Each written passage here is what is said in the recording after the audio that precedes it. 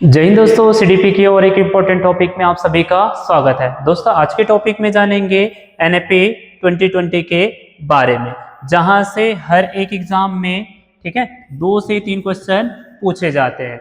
और ये topic important भी है क्योंकि जितने भी पेडागोजी होते हैं ठीक है वहां से भी क्वेश्चन पूछे जाते हैं। तो आइए जानते हैं एनएपी 2020 के बारे में।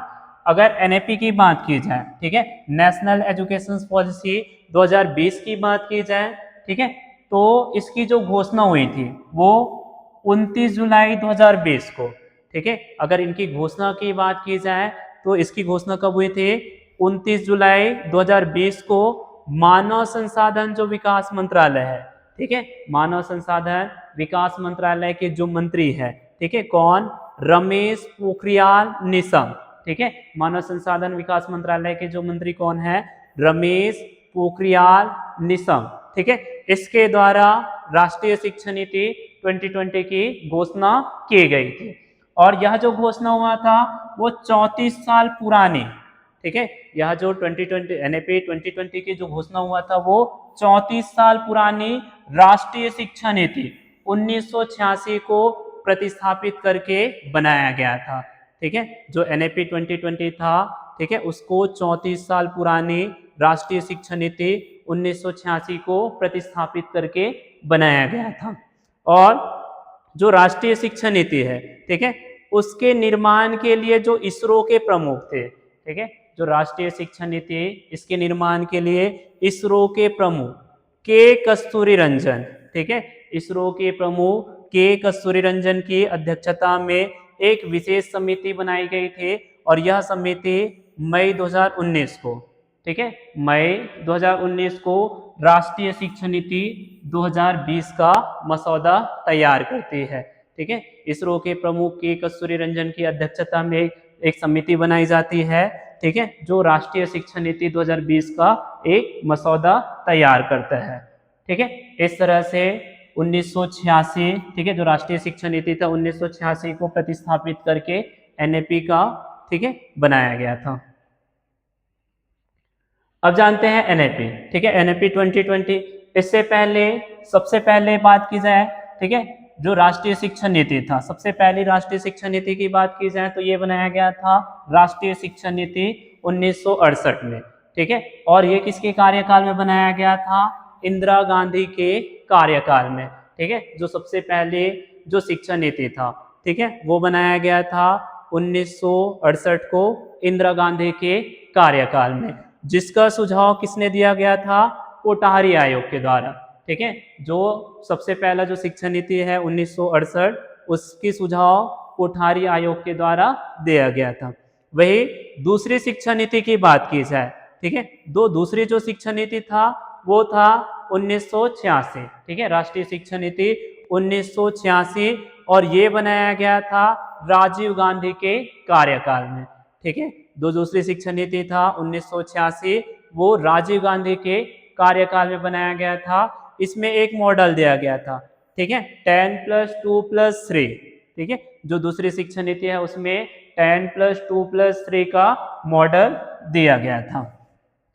अब जो दूसरी शिक्षा नीति है उसी में 1992 में ठीक है, दूसरी शिक्षा नीति में 1992 में पी नरसिम्हा राव ठीक है, पी नरसिम्हा राव के ने दूसरी शिक्षा नीति में ठीक है, दूसरी शिक्षा नीति में संशोधन किया। और इसके तहत जो शिक्षा का मॉडल था 10+2 मॉडल को क्या किया गया था? अपनाया गया था ठीक है। दूसरी शिक्षा नीति को 1992 में पी नरसिम्हा राव द्वारा ठीक है संशोधन किया गया था और इसे 10+2 मॉडल दिया गया था।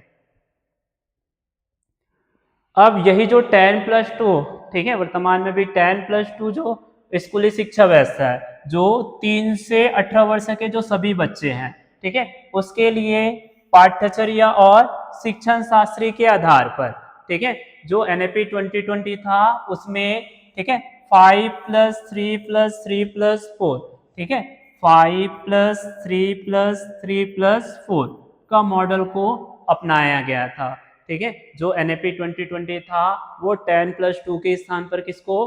5+3+3+4 इस मॉडल को अपनाया गया था। तो आइए जानते हैं जो 5+3+3 मॉडल होता क्या। अगर 5, ठीक है, जो 5 ईयर का जो प्लान है उसमें क्या होता है, इसको 2 भागों में बांटा गया था।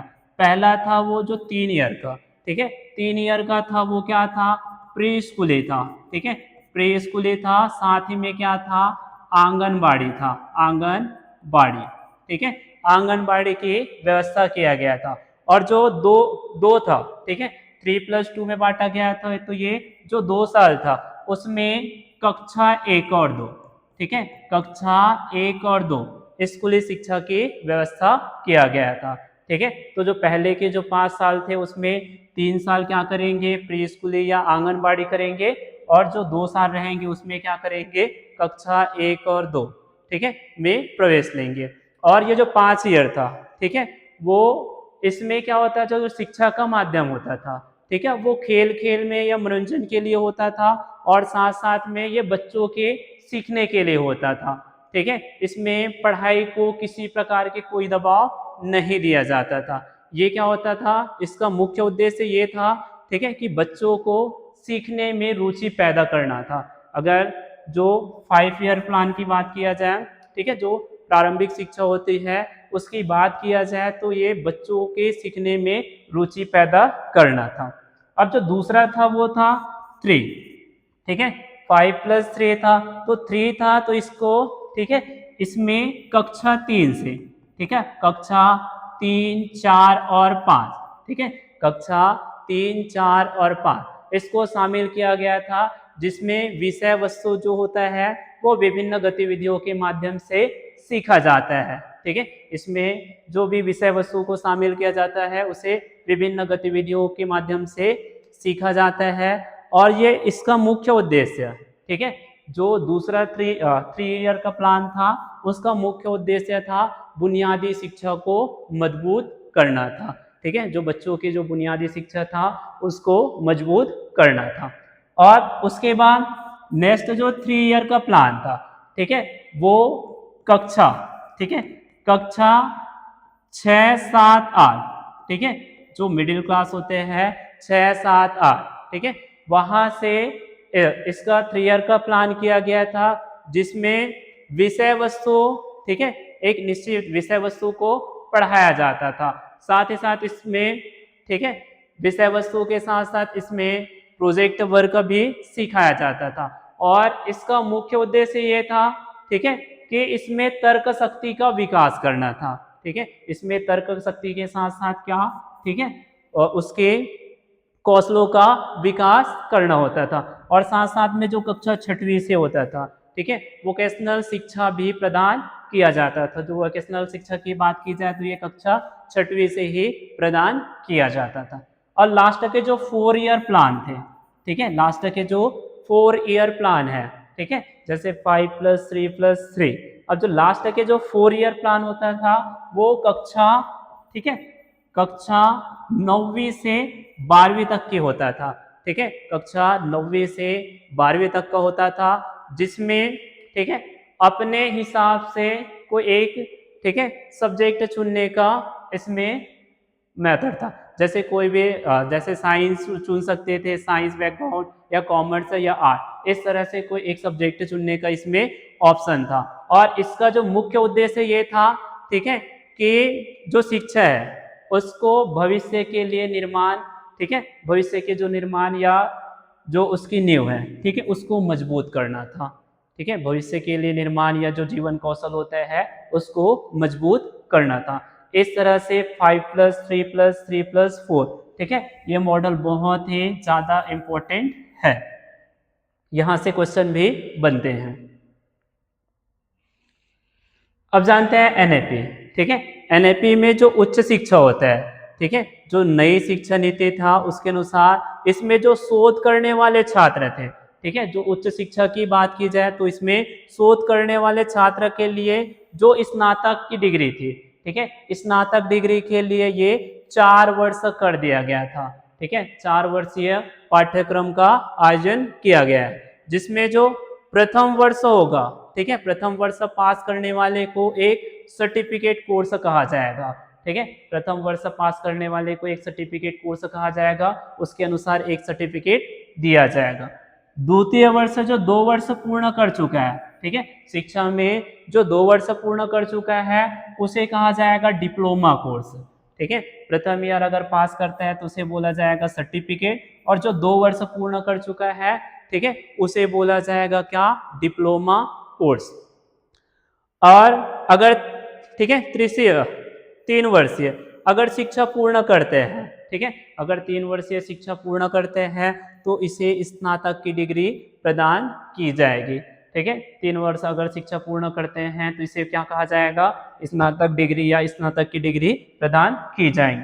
वही जो चौथा वर्ष रहेगा, ठीक है, उसमें स्नातक डिग्री के साथ साथ रिसर्च, जितने भी शोध कार्य के लिए, ठीक है, पढ़ाई किए जाते हैं, ठीक है, वो चौथे ईयर का, ठीक है, प्लान रहेगा, या चौथे ईयर में, ठीक है, इसको पूर्ण किया जाएगा। जो चौथा ईयर रहेगा वो स्नातक डिग्री के साथ साथ जितने भी शोध कार्य होते हैं या रिसर्च किया जाता है उनका, ठीक है, चौथे ईयर पे पूर्ण किया जाएगा। जो नई शिक्षा नीति में था, एमफिल कोर्स को समाप्त कर दिया गया है, ठीक है। जो नई शिक्षा नीति था उसमें क्या था, एमफिल कोर्स को क्या कर दिया गया है, समाप्त कर दिया गया। अब 4 साल की स्नातक डिग्री, ठीक है, प्रोग्राम के बाद सीधे पीएचडी कर सकते हैं, ठीक है। पहले क्या होता था, उसके लिए एमफिल करने की जरूरत नहीं है, पहले एमफिल करने की जरूरत होता था, अब सीधे, ठीक है, एमफिल नहीं करके क्या सीधे 4 साल बाद क्या कर सकते हैं हम लोग, पीएचडी कर सकते हैं।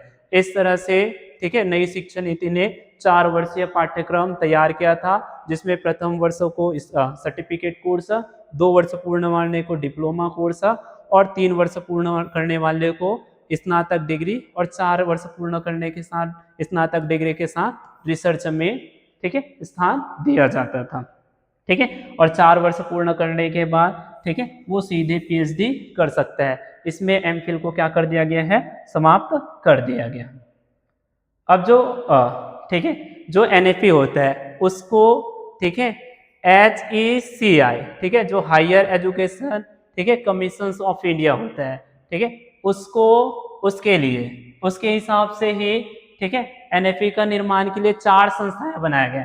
इससे पहले यूजीसी, ठीक है, AICTC, ठीक है, NCTA को हटाकर, ठीक है, ये HECI, ठीक है, का निर्माण किया गया है, जो जिसके अधीन 4 संस्थाएं होंगे, ठीक है। पहले यूजीसी, NCTA को हटाकर क्या, ठीक है, ये जो हायर एजुकेशन है, ठीक है, higher education commission of India का निर्माण किया गया है, जिसके अधीन 4 संस्थाएं होंगे। कौन कौन सा, ठीक है, नेशनल हायर एजुकेशन, ठीक है, रेगुलेटरी काउंसिलिंग, ठीक है, NHECRC, ठीक है, ये रहेंगे national higher education regulatory council. इसमें चिकित्सा और कानूनी शिक्षा को छोड़कर सभी जो उच्च शिक्षा होगा उसका विनिमय करेंगे, ठीक है। जो NHERC जो रहेगा, ठीक है, वो चिकित्सा और जो कानूनी शिक्षा है उसको छोड़कर, ठीक है, जो जितने भी उच्च शिक्षा होंगे उसके लिए विनिमय करेगा। दूसरा बनाया गया है HEGC, ठीक है, हायर एजुकेशन गाउंड्स काउंसिल, ठीक है, ये क्या करेगा, विश्वविद्यालय एवं कॉलेजों के लिए क्या करेगा, वित्त और अनुदानों की व्यवस्था करेगा, ठीक है। जो HEGC है, हायर एजुकेशन गाउंड्स काउंसिलिंग, ठीक है, वो विश्वविद्यालय एवं कॉलेजों की वित्त व्यवस्था और अनुदान, ठीक है, की व्यवस्था करेगा। तीसरा बनाया गया है NAC, ठीक है, नेशनल क्रेडिटेशन काउंसिलिंग, और चौथा बनाया गया है GEC, ठीक है, जनरल एजुकेशन काउंसिलिंग। इस तरह से, ठीक है, यूजीसी, ठीक है, NCT को हटाकर higher education commission of India का निर्माण किया गया है, जिसके अधीन 4 संस्थाएं चलती हैं।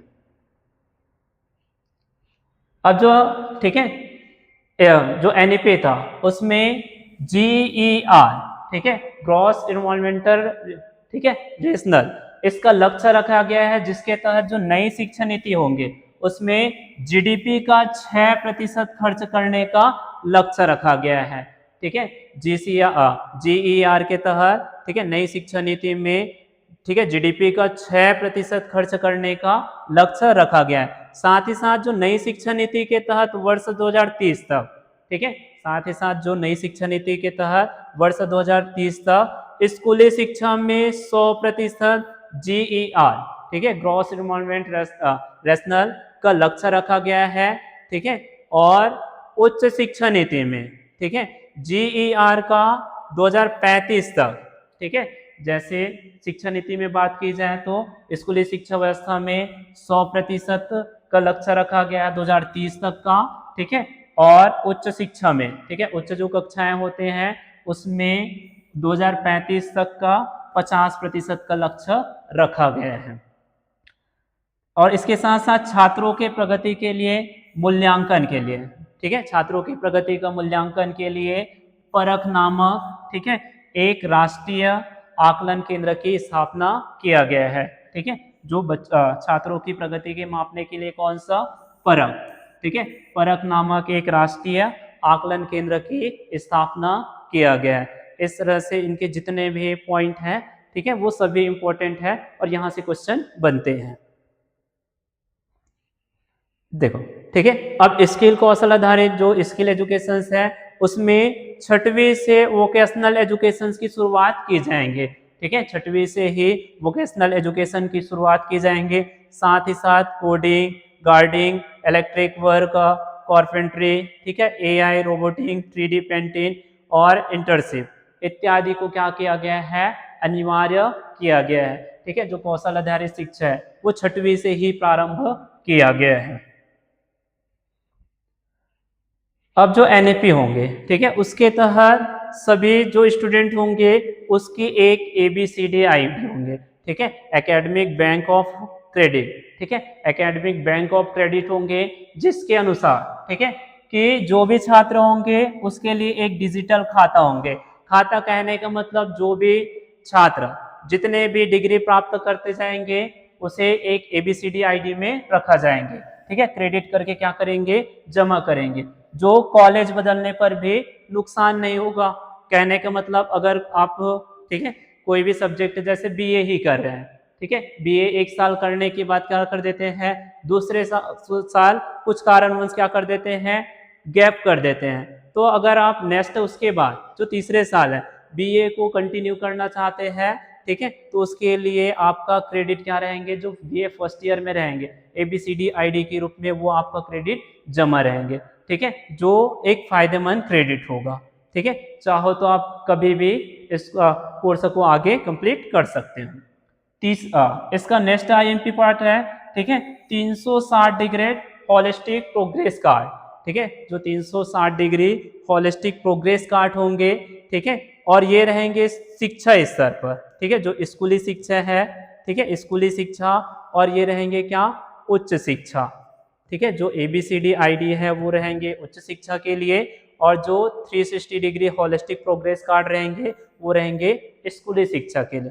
इसमें क्या होगा कि जो पाठ्यक्रम उपलब्धि होगा, कौशल, खेल, कला, भावनात्मक विकास, ठीक है, जो ग्रुप रिव्यू है या टीचर का जो रिव्यू है या सेल्फ असेसमेंट, ठीक है, स्वयं का आकलन करना इत्यादि को इसमें शामिल किया जाएगा, जो एक स्कूली शिक्षा व्यवस्था के रूप में रहेंगे। इस तरह से 360 होलिस्टिक प्रोग्रेस कार्ड बनाया जाएंगे। अब जानते हैं, ठीक है, इक्वलिटी एंड इंक्लूसिव एजुकेशन, सबको समावेशी शिक्षा प्रदान करना, चाहे विशेष जरूरत वाले बच्चों के लिए, ठीक है, तकनीकी आधार सहायता हो या दिव्यांग बच्चों के लिए साइन लैंग्वेज हो। जितने भी दिव्यांग बच्चे हैं उनके लिए अगर साइन लैंग्वेज का प्रयोग है तो उनके लिए, ठीक है, ब्रेल लिपि उपलब्ध किया जाएंगे।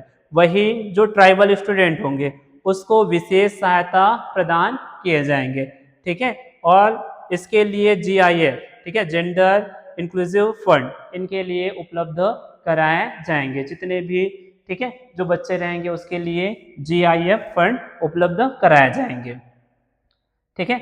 अब जानते हैं अर्ली चाइल्डहुड केयर, ठीक है, ECCE, ठीक है, अर्ली चाइल्डहुड, ठीक है, चाइल्डहुड केयर एजुकेशन। इसके तहत क्या होंगे, जो 3 से 6 वर्ष होंगे, ठीक है, 3 से 6 वर्ष के बच्चों के लिए नेशनल कैरिकुलम, ठीक है, पेडागोजिकल फ्रेमवर्क का तैयार किए जाएंगे, जिसमें जो अर्ली चाइल्डहुड जो बच्चे होते हैं, ठीक है, उसको आंगनबाड़ी और प्राथमिक स्कूल दोनों का एकीकरण करके क्या पोषण और शिक्षा दोनों पर क्या किया जाएंगे, जोर दिए जाएंगे।